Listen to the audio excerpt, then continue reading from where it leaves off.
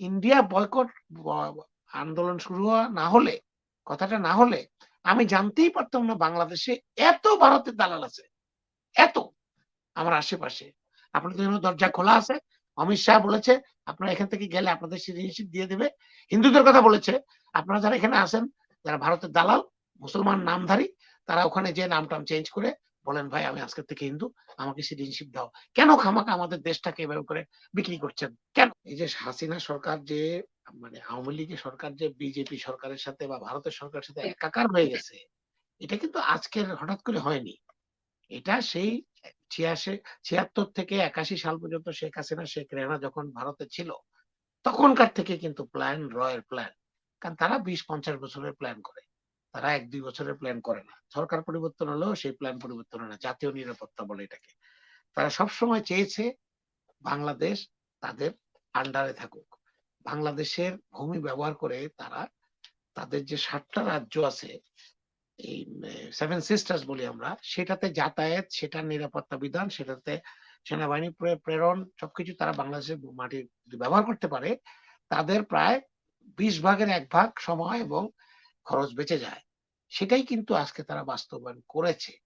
এবং আপনারা জানেন গতকাল থেকে বা গত পরশু থেকে একেবারে অফিসিয়ালি করিডোর খুলে দেওয়া হয়েছে। আমাদের ৩ বিঘা একটা করিডোর আছে, আপনারা জানেন বেরুবাড়িতে, যে ৩ বিঘা জায়গা এই করিডোরটা ভারতের। এটা যদি বন্ধ রাখে তাহলে আমাদের অধিবাসীরা, এখানে কয়েক হাজার অধিবাসী, তারা আসতে যেতে পারে না। সেই ৩ বিঘা তারা অনেক সময় বলে, এক ভারতীয় দর্শক এক জায়গায় প্রশ্ন করেছেন, লিখেছেন যে ৩ বিঘা করিডোর বন্ধ করে দেব আমরা, তখন তোরা কি করবি? যে ভারত বয়কটের প্রসঙ্গে। আর আজকে যে পুরা বাংলাদেশটা করিডোর হয়ে গেছে ভারতের, এটা আমরা কি করব? এটা আমরা কিভাবে বন্ধ করব? কোন ইতিহাসে কোথাও নাই মনির ভাই। আমি আমেরিকা, কানাডা যাতায়াত করেছি, মেক্সিকো গিয়েছি। আমি তাদের ব্যবস্থা দেখেছি। তাদের একটা চুক্তি আছে, naphtha, north American trade agreement. সেই অনুযায়ী তাদের অনেক সুযোগ সুবিধা আছে। তারপরেও বিনা মাসুলে, বিনা পয়সায়, বিনা কোনো কিছু ছাড়া এভাবে করে যেকোনো জিনিস আপনি আনা নেওয়া করবেন একটা দেশের মধ্যে দিয়ে। মানে এই রাস্তাটা আপনি ব্যবহার করবেন টু শর্ট ইউর রুট। এটা কোনদিন সম্ভব না। একমাত্র একেবারে নতজানু এবং অবৈধ কোন সম্পদ যদি থাকে, যারা ভারতের সহায়তা ক্ষমতায় থাকবে, আছে, তারা এভাবে করে এগুলো ওপেন করে দিতে পারে। এগুলো আমাদের বাংলাদেশের নিরাপত্তা, বাংলাদেশের আঞ্চলিক নিরাপত্তা, আমাদের দেশের স্বাধীনতা, আমাদের সার্বভৌমত্ব বলেন, আপনি আমাদের সম্মান বলেন, সবকিছু লুণ্ঠিত এটাতে। একটা দেশ হিসাবে, ছোট্ট একটা দেশেরও তাদেরও অধিকার আছে তার স্বাধীনভাবে বেঁচে থাকার। ভারতের কারণে আজকে বাংলাদেশে এবং বাংলাদেশের এই ইন্ডিয়া বয়কট আন্দোলন শুরু না হলে, কথাটা না হলে আমি জানতেই পারতাম না বাংলাদেশে এত ভারতের দালাল আছে। এত আমার আশেপাশে। তারা যত না বেশি বাংলাদেশের ব্যাপারে চিন্তিত, তার চেয়ে বেশি ভারতের ব্যাপারে চিন্তিত। এই যে তাজ হাসমি সহ যেগুলি বন্যচোরা যারা আছে, নাম ধরে বলছি, আমি তাদেরকে একসময় পছন্দ করতাম, আমার সাথে কথা হতো। তারা বাংলাদেশের কথা বলে, গণতন্ত্রের কথা বলে, বিএনপির সপক্ষে কথা বলে, জামাতের সপক্ষে কথা বলে তারা লাইমলাইটে এসেছে। কারণ আমাদের বাংলাদেশের বিরোধী রাজনীতি যারা করে, যেসব ভাইরা করে, তারা দিগ্ভ্রান্ত আছেন এবং ছিলেন গত ৪-৫ বছর। তাদেরকে তারা আয়ত্তে নিয়েছে, তাদেরকে সুন্দর, সুন্দর কথা বলে, স্বপ্ন দেখায়, দেখিয়ে তারা তাদের এই এই ইয়েগুলি, সমর্থনগুলো নিয়ে তারা ইউটিউবে বিভিন্ন জায়গায় তত পয়সা-টয়সা কামায়। কিন্তু তারা এখন নগ্নভাবে ভারতের সহায়তায় কথা বলছে। তাহলে আপনারা কি বলতে চান, বাংলাদেশ ভারত যদি যুদ্ধ হয়, সংঘাত হয়, তাহলে আপনারা ভারতকে সমর্থন করবেন? আপনার জন্মভূমিকে সমর্থন করবেন না?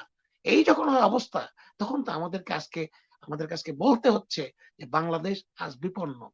এই যে আজকে যারা আছে বাংলাদেশে ভারতের পক্ষে কথা বলছে, তারা ভারতের চর, ভারতের দালাল, ইনক্লুডিং দ্য গভর্নমেন্ট। আমরা তাদেরকেও বয়কট করতে হবে। তাদেরকেও প্রতিরোধ করতে হবে আমাদেরকে। কারণ আমরা যখনই দেখেছি যে ভারতের ব্যাপারে কোনো কথা ওঠে, ওনারা একেবারে তৎপর হয়ে ওঠে। এক দর্শক বলেছেন পাকিস্তান আর আমলে ২৪ বছর বাংলাদেশ পাকিস্তান ছিল, তখন নাকি একটা সীমান্ত হত্যা হয়নি। আমি ঠিক জানি না, হয়তো হয়নি বা হলেও খুব নেগলিজিবল। আজকে কেন স্বাধীনতার পরে ৬,০০০ মানুষের মৃত্যুর দায় আমরা নিচ্ছি? একজন বলেছেন ফেলানীর লাশ ঝুলেছিল, বাবা এখনো বিচার চাচ্ছে। আমি তো মনে করি বাংলাদেশ ঝুলেছিল ৫ ঘন্টা। আমাদের বাংলাদেশ, প্রিয় বাংলাদেশ ৫ ঘন্টা বিএসএফ এর কাঁটাতারে, ইন্ডিয়ার কাঁটাতারে গুলিবিদ্ধ অবস্থায় ঝুলেছিল। তারা 5 ঘন্টা পরে লাশটা নামিয়েছে। শক্ত হয়ে গেছে লাশ, এই লাশ নামিয়েছে। এরপরেও আমরা বলবো ভারত ঠিক আছে, ভারত আমাদের স্বামী, ভারত আমাদের আপন। এরপরেও কি আমরা বলবো? যে মানুষ বলবে ভারত আমাদের আপন, সীমান্ত হত্যার পরেও, ফেলানির ঘটনার পরেও সে কোনো বাংলাদেশী হতে পারে না। তার মধ্যে বাংলাদেশের জাতীয়তাবোধ নাই, সে ভারতীয় জাতীয়তাবোধ থাকতে পারে, তার ব্যক্তিগত ব্যাপার। আমি তাদেরকে অনুরোধ করব, আপনাদের জন্য দরজা খোলা আছে। অমিত শাহ বলেছে আপনারা এখান থেকে গেলে আপনাদের সিটিজেনশিপ দিয়ে দেবে। হিন্দুদের কথা বলেছে, আপনারা যারা এখানে আছেন, যারা ভারতের দালাল, মুসলমান নামধারী, তারা ওখানে যে নামটাম চেঞ্জ করে বলেন ভাই আমি আজকের থেকে হিন্দু, আমাকে সিটিজেনশিপ দাও। কেন খামাখা আমাদের দেশটাকে এভাবে করে বিক্রি করছেন? কেন?